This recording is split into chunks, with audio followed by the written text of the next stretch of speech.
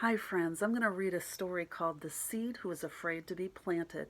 But before I do, I wanted to tell you some truly amazing things about seeds. Hidden inside of every single seed is a type of magic. A seed contains everything needed for a baby seed embryo to grow into a living, breathing, flourishing, flowering, growing plant. Here's a picture of a seed that's been enlarged, and the seed has a coat on it, and then it has what's called an embryo or a baby seed. And what you see, that green, is kind of like the lunchbox. It's enough food for the baby to eat once it breaks out of its coat to grow into a plant that will make its own food. So, as long as a plant has enough sunshine and enough water and enough soil, those three things, it will become a plant that will make its own food. So I have brought some of my favorite seeds. I have a seed collection and I want to show them with you, and then I'll read the story. But each of these seeds that I'm going to show you turns into something amazing. So let's start with my first seed. Some of you already know the answer to this, but it's one of the largest seeds in the whole planet. Can you guess what that is? It's a big seed. If you guessed the coconut, you were right. A coconut is a really tough and hard seed. It has a coat on it, just like this bean seed. And once that coat gets wet and it gets warm by sunlight, that little baby embryo bursts out of the seed. There's an embryo in here that will burst out once it softens that coat.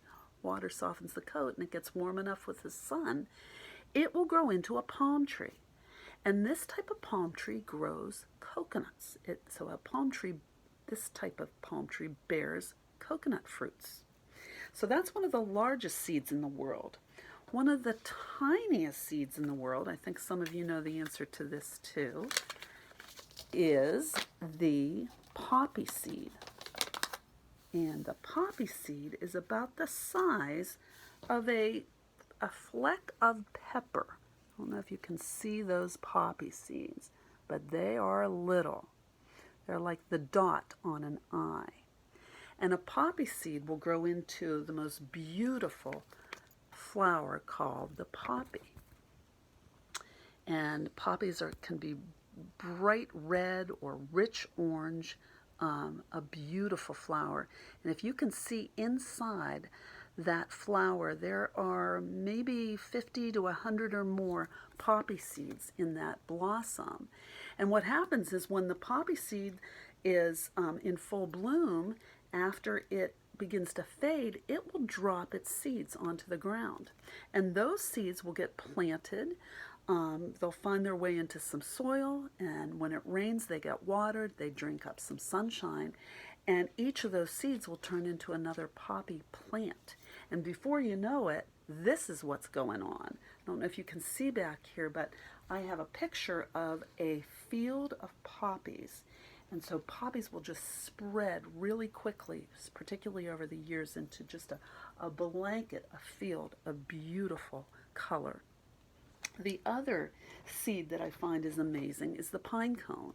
Here is a very large pine cone. And pine cone seeds actually live inside of a pine cone. The pine cone itself is just kind of its house.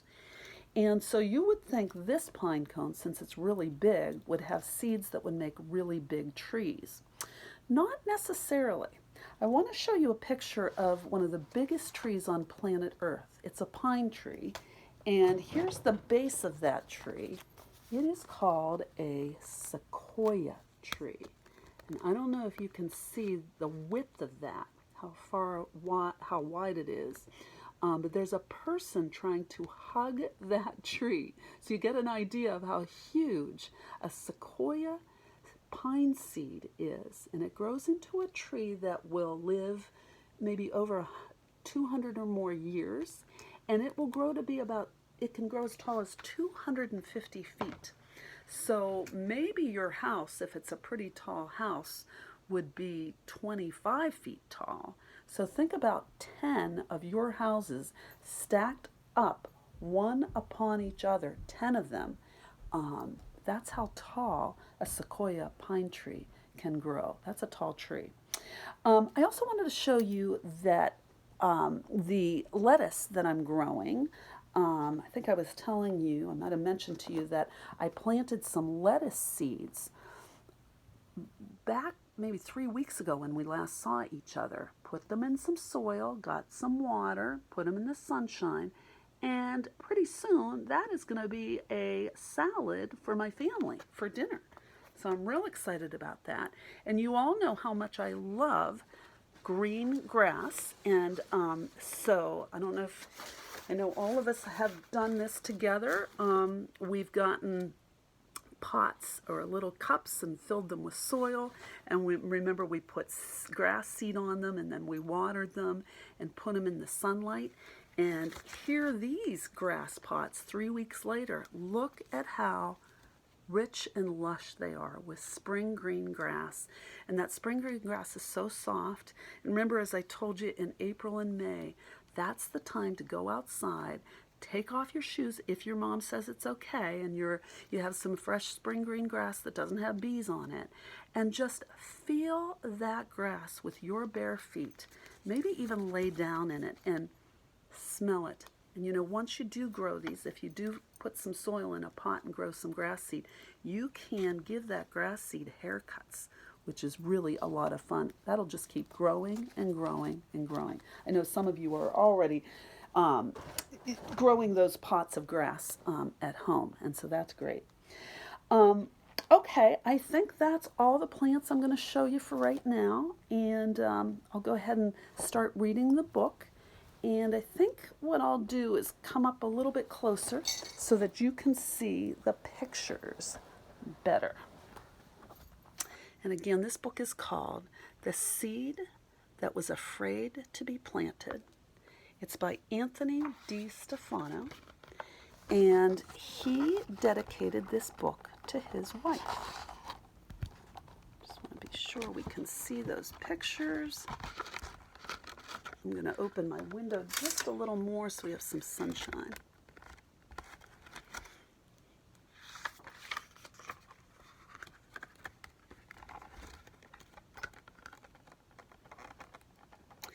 There once was a seed who lived in a drawer in a room of a mansion by a beautiful shore.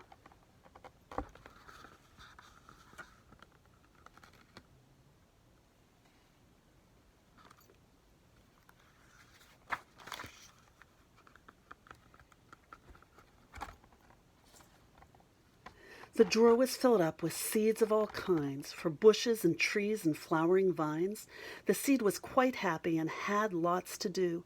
The drawer was quite pretty and painted bright blue.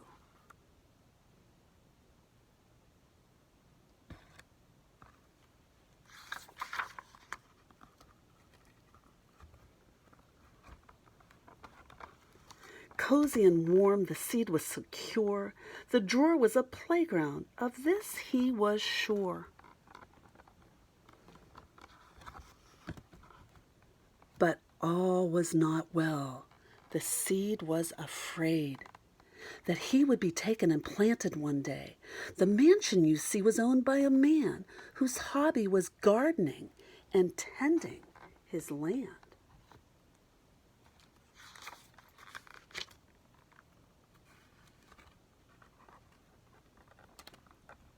The man sometimes took a seed from the drawer, and no one would see that seed anymore. The seed was so scared there might come a day the man would reach down and take him away. The thought was just awful and hard to believe. He couldn't imagine that he'd have to leave. Then one dark day, the drawer opened wide.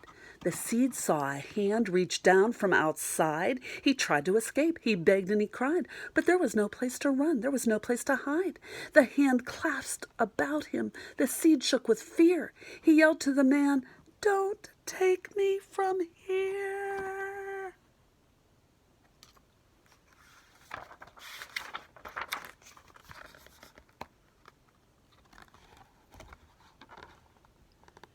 Outside in the garden, the seed looked around. He saw to his horror a hole in the ground. A hole in the ground. Oh no, it can't be. I want to go back to my drawer. Can't you see? I'm scared to be planted. I want to be free. I'm in so much pain and so much agony.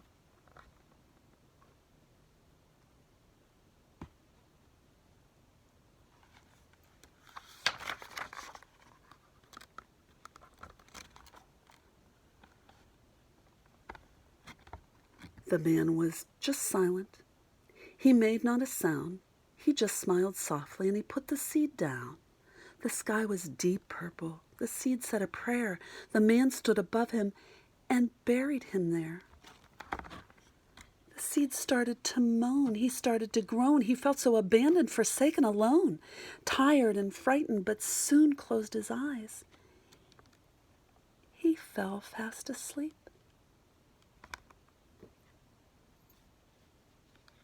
He started to weep.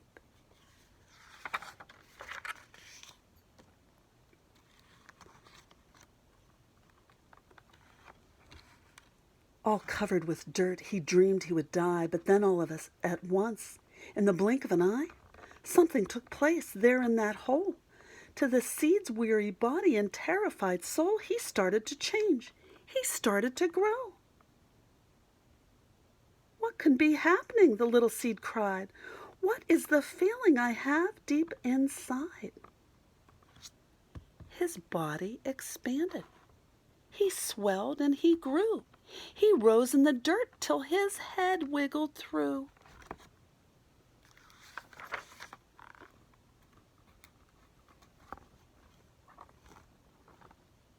Once through the soil he saw a great light. The sun in the sky was dazzling bright. Slowly but surely the seed was aware of rising and climbing up into the air. At last the seed realized, at last he could see, he was really and truly becoming a tree.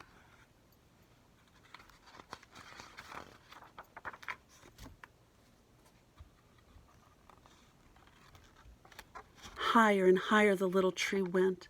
Into the heavens he made his descent, ascent.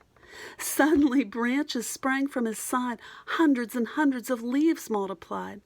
The branches grew nuts and fruits that hung low. They swayed in the breeze and covered the ground. Then filling the air with fragrant perfumes, the tree sprouted flowers and blossoms and blooms.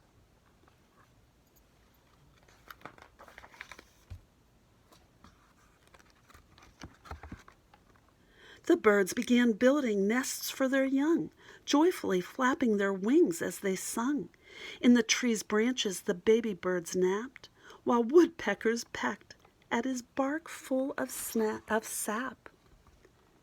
Cardinals and blue jays flew from above. They played with the eagles and owls and doves. Squirrels and rabbits began to appear. Beautiful butterflies came flying near.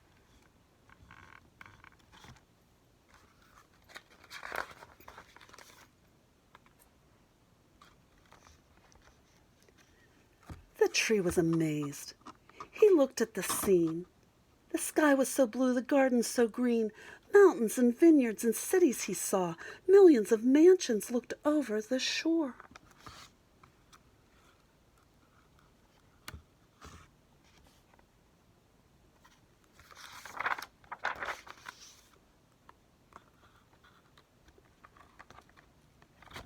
The tree was so thankful and heavy with fruit.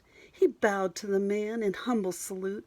The man stood below, a smile on his face. His children were running all over the place. They climbed up the tree. They swung from his vines.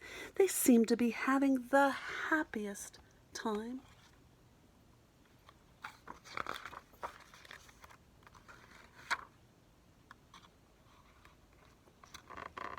The garden was sunlit. The tree was aware of laughter and music and life everywhere.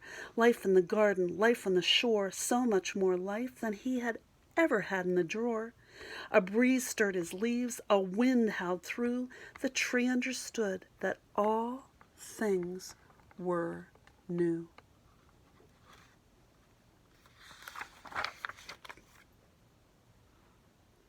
The tree understood, and he had been freed.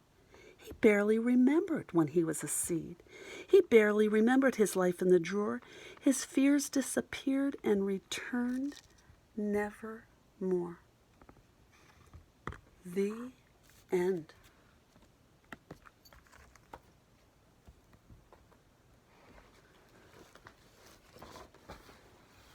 Well, I hope you liked that story. The book just reminds me that God has great plans for us, plans even more wonderful than we can ever imagine, and that grace just helps us overcome our fears and truly achieve those things in life that were planted inside us to achieve.